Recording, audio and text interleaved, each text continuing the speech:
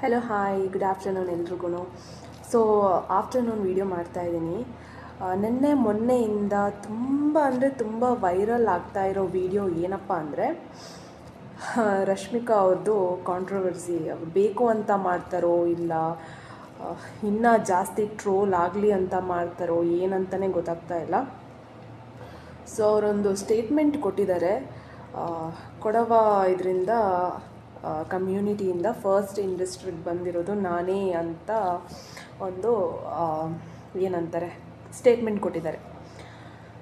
So ಅವರು ಕೂರ್ಗವರಾಗಿ ಕನ್ನಡ ಗೊತ್ತಿದ್ರೂ ಕನ್ನಡ ಮಾತಾಡದೆ, ಕನ್ನಡ ಗೊತ್ತಿಲ್ಲ ಅಂತ ಹೇಳ್ಕೊಂಡು ಕನ್ನಡ ಇಂಡಸ್ಟ್ರೀಲೇ ಕೆಲಸ ಮಾಡಿ, ಏನಂತ ನನಗಂತೂ ಗೊತ್ತಾಗ್ತಾ ಇಲ್ಲ. ಇಷ್ಟೆಲ್ಲ ಕಾಂಟ್ರವರ್ಸಿ ಬೇಕಾ? ತುಂಬ ಕಾಂಟ್ರವರ್ಸಿ ಆಗಿ ತುಂಬ ಇದರಲ್ಲಿ ಸಿಕ್ಕಾಕ್ಕೊಂಡು ತುಂಬ ಕಾಂಟ್ರವರ್ಸಿ ಆಗಿರುವಂಥ ಒಂದು ಇಂಡಸ್ಟ್ರಿಯಲ್ಲಿ ಒಂದು ಹೆಣ್ಮಗಳು ಅಂದರೆ ಅವರೇ. ಸೊ ಕೊಡಗಿನವರಾಗಿ ಸೊ ಈ ಥರ ಕನ್ನಡ ಇಂಡಸ್ಟ್ರೀಲಿ ನಾನೊಬ್ಬಳೇ ಕೊಡವ ಕಮ್ಯುನಿಟಿಯಿಂದ ಬಂದಿರೋದು ಅಂತ ಹೇಳ್ತಾ ಇದ್ದಾರಲ್ಲ, ಅದು ನಿಜವಾಗ್ಲೂ ತಪ್ಪು. ಯಾಕಂದರೆ ಮೊದಲಿಂದ ಬಂದಿರೋರು ತುಂಬ ಜನ ಇದ್ದಾರೆ. ಹರ್ಷಿಕಾ ಪುಣಚ ಇದ್ದಾರೆ, ಅವರು ಹಸ್ಬೆಂಡ್ ಆಗಿರ್ಬೋದು ಭುವನ್, ಆ್ಯಂಡ್ ನಮ್ಮ ತನಿಷಾ ಅವರು ಬಿಗ್ ಬಾಸ್, ತುಂಬ ಜನ ಇದ್ದಾರೆ ಮೊದಲಿಂದ ಬಂದಿರೋರು. ಪ್ರೇಮ ಮೇಡಮ್ ಇದ್ದಾರೆ, ತುಂಬ ಜನ ಇದ್ದಾರೆ. ಯಾಕೆ ಈ ಥರ ಕಾಂಟ್ರವರ್ಸಿಲಿ ರಶ್ಮಿಕಾ ಮಂದಣ್ಣ ಅವರು ಸಿಕ್ಕಾಕೋತಾ ಇದ್ದಾರೆ ಅಂತ ನನಗಂತೂ ಗೊತ್ತಾಗ್ತಾ ಇಲ್ಲ. ಏನು ಬಾಲಿವುಡ್ ಇದಕ್ಕೆ ಹೋದ ತಕ್ಷಣ ಏನು ತಲೆಯಲ್ಲೇನು ಕೊಂಬರುತ್ತಾ ಅಂತ ನಾನು ಕೇಳೋದು. ಅವ್ರು ದುಡಿತಾ ಇದ್ದಾರೆ, ಅಟ್ಲೀಸ್ಟ್ ನಾನು ಕನ್ನಡದವಳು ಅಂತ ಹೇಳ್ಕೊಳ್ಳೋಕ್ಕೇನು ಮರ್ಯಾದೆ ಏನು ಹೋಗುವಂಥದ್ದಿದೆ ಅದರಲ್ಲಿ ಅಂತ ನಾನು ಕೇಳ್ತಾ ಇರೋದು.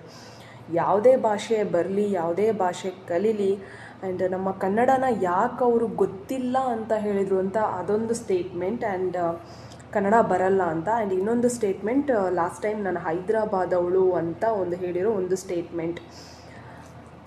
ಯಾಕೆ ಇಷ್ಟೊಂದು ಸುಳ್ಳುಗಳನ್ನ ಸರಮಾಲೆನ ಅವ್ರು ಹಾಕೋತಾ ಇದ್ದಾರೆ ತನ್ನ ಮೇಲೆ ಅಂತ ನನಗೆ ಗೊತ್ತಾಗ್ತಾ ಇಲ್ಲ. ತುಂಬ ಅಂದರೆ ಕನ್ನಡ ಇಂಡಸ್ಟ್ರಿಗೆ ಫಸ್ಟ್ ಅವರು ಕಾಲಿಟ್ಟಿದ್ದು ಕಿರಿಕ್ ಪಾರ್ಟಿ ಮೂವಿಯಿಂದ.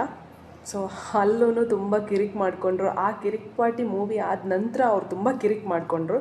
ಇವಾಗಲೂ ಅಷ್ಟೇ ತುಂಬ ಕಿರಿಕ್ ಮಾಡ್ತಾನೇ ಇದ್ದಾರೆ.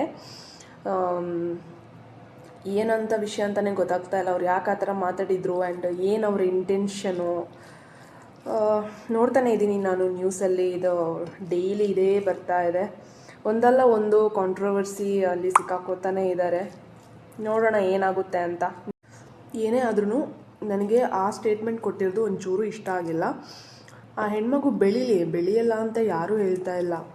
ತುಂಬ ಟ್ರೋಲ್ ಆದರೂ ಒಂದು ಟೈಮಲ್ಲಿ ತುಂಬ ಇದಾಯಿತು, ತುಂಬ ಹೆಸರು ಮಾಡಿದ್ದಾರೆ. ಬಟ್ ಹತ್ತಿರೋ ಮೆಟ್ಲನ್ನು ಏನಕ್ಕೆ ತುಳಿಬೇಕು ಅಂತ ನಾನು ಕೇಳ್ತಾ ಇರೋದು. ಓಕೆ, ಅವ್ರಿಗಿಷ್ಟ ಇಲ್ದೇನೋ ಕನ್ನಡ ಇಂಡಸ್ಟ್ರಿಯಲ್ಲಿ ಇವಾಗ ವರ್ಕ್ ಮಾಡ್ತಾ ಇಲ್ಲ. ಬಟ್ ಕನ್ನಡನೇ ಬರಲ್ಲ, ನಾನು ಕನ್ನಡದವಳಲ್ಲ, ಈ ಥರ ಹೇಳೋ ಒಂದು ಇದೆಯಲ್ಲ, ಅಂದರೆ ನಾವು ತಿಂದ ಬಟ್ಲಿಗೆ ಎಂಜಲು ಒಗಿಯೋದು ಅಂತ ಅರ್ಥ ಇದಕ್ಕೆ. ಸೊ ಅವ್ರು ಅದೇ ಥರ ಮಾತಾಡಿದ್ದು. ಸೊ ನಿಮ್ಮ ಪ್ರಕಾರ ಅವ್ರು ಮಾತಾಡಿದ್ದು ನಿಮಗೆ ಹೇಗೆ ಅನ್ನಿಸ್ತು? ಅಂದರೆ ಅವ್ರ ಸ್ಟೇಟ್ಮೆಂಟ್, ಅಂದರೆ ನಾನು ನೋಡಿದ ಪ್ರಕಾರ ಹರ್ಷಿಕಾ ಪುಣಚ ಅವರು ಏನು ಮಾತಾಡ್ತಾ ಇದ್ದಾರೆ ಅಂದರೆ, ಇವಾಗಿನ ಈ ಬೆಳವಣಿಗೆ ಬಗ್ಗೆ ಅವ್ರು ಮಾತಾಡಿರ್ಬೋದು ಅಂತ ಒಂದು ಸ್ಟೇಟ್ಮೆಂಟ್ ಕೊಡ್ತಾ ಇದ್ದಾರೆ. ಬಟ್ ಅವ್ರು ಮಾತಾಡಿದ್ರದು ಹೆಂಗಂದರೆ, ರಶ್ಮಿಕಾ ಮಂದಣ್ಣ ಅವರು ಕೂರ್ಗ್ ಕಮ್ಯುನಿಟಿಯಲ್ಲೇ this is a first time ಅಂತ ಹೇಳ್ತಾ ಇದ್ದಾರೆ. ನಾನೇ ಫಸ್ಟ್ ಟೈಮ್ ಬಂದಿರೋದು ಇಂಡಸ್ಟ್ರಿಗೇ, ನಾನೇ ಬಂದಿರೋದು ಅಂತ ಹೇಳ್ತಾ ಇದ್ದಾರೆ. ಅದು ಯಾವ ಅರ್ಥದಲ್ಲಿ ಹೇಳಿದ್ಯಮ್ಮ ನನಗಂತೂ ಗೊತ್ತಿಲ್ಲ.